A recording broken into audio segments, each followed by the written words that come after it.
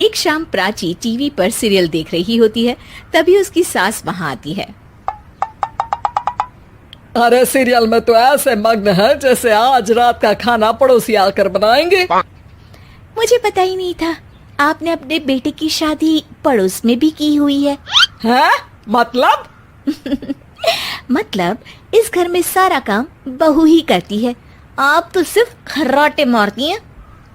अच्छा जी, फिलहाल तो तुम आराम फरमा रही हो, चलो जाओ, ये मेरे टीवी देखने का समय है। आहा, इसीलिए मुझे भगाया जा रहा है।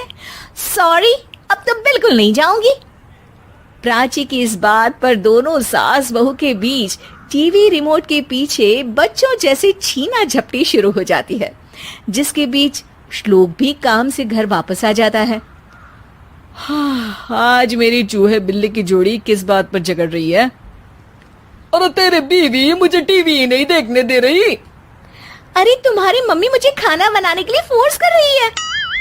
अरे वाह, ऐसे बेतुके रीजन पर तो बच्चे भी झगड़ा नहीं करते। अरे मुझे कुछ मत बोल, सब इसने ही शुरू किया है। हाँ हाँ, जैसे आप तो बहुत दूध की धूली है ना। अरे बस, दोनों चुप। प्राची जाओ, खाने की तैयारी करो। और माँ तुम छोड़ो, तुम्हें क्या बोलूं, शांति से अपना सीरियल देखो, मुझे दोबारा लड़ने की आवाज सुनाई नहीं देनी चाहिए। ऐसा बोलकर श्लोक वहां से चला जाता है, जिसके पीछे पीछे प्राची भी कुछ न कुछ बड़बड़ाते हुए रसोई में चली जाती है। हाँ हाँ, सासू जी को तो कुछ बोलेंगे ही नहीं, बस मुझ पर ही हुक्म चलता है, खाना बनाओ, जैसे मैं इनके घर में खाना बनाने के लिए आई हूँ। इसी तरह शाम बीतती है और रात को श्लोक और प्राची की सास खाना खाकर सोने चले जाते हैं, लेकिन प्राची गुस्से में कुछ खाए बिना काम में ही लगी रहती है। इस घर में किसी को घंटा फिक्र नहीं पड़ता, मैं खाऊं या भूखी रहूं। प्राची कुछ देर के लिए रसोई से बाहर जाती है और जैसे ही वापस आती है तो वहां दूध का भरा ग्लास देखकर हैरान रह जाती है। फिक्र पूरी है, बस दिखाना नहीं है।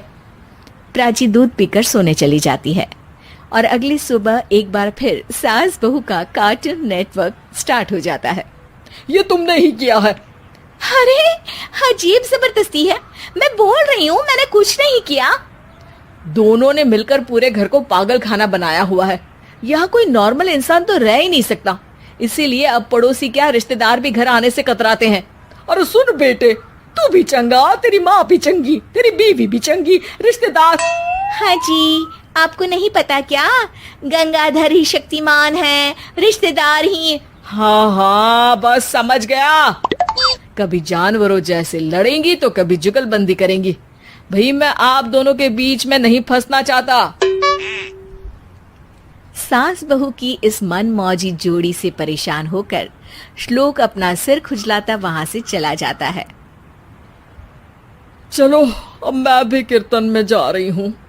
इस पर जैसे ही सास कमरे में अपना पर्स लेने जाती है तो वहां नाश्ते की प्लेट रखी देख मुस्कुराने लगती है और नाश्ता करके घर से बाहर निकलते हुए कुछ पैसे टेबल पर रख जाती है, जिसके कुछ देर बाद सिलेंडर वाला घर आता है। ओ मोरी मैया, मैं सिलेंडर के बारे में तो बिल्कुल भूल ही गई थी।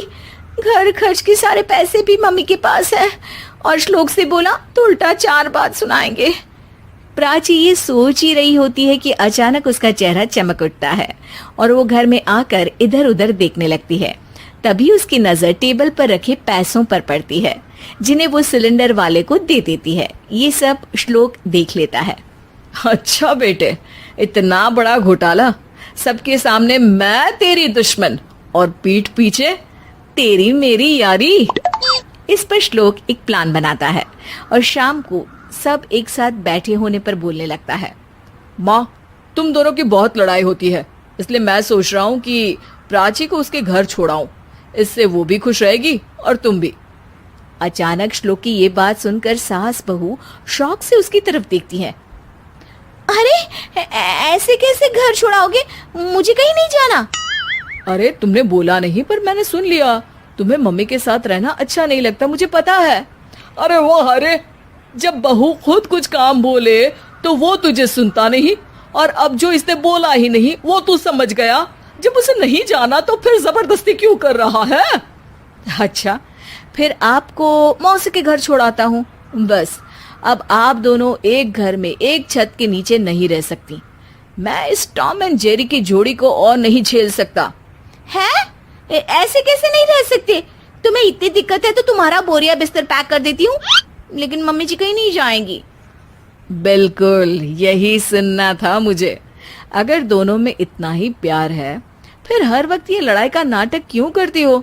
देखा मैंने कैसे माँ किचन में दूध रखती है और तुम उनके लिए कमरे में नाश्ता रखती हो, और कैसे वो पहले ही तुम्हारी दिक्कत समझकर घर में पैसे रखकर बाहर जाती है। अरे भाई, इतना ड्रामा तो डेली सोप में भी नहीं होता जितना तुम दोनों ने इस घर में फैलाया हुआ है।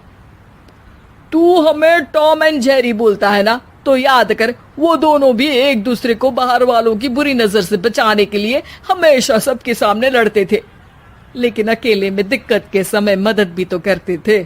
बस हमारा रिश्ता भी कुछ ऐसा ही है। और वैसे भी अगर सास बहू में तू मैं नहीं होती तो दुनिया वालों को कहानियां कैसे मिलेंगी?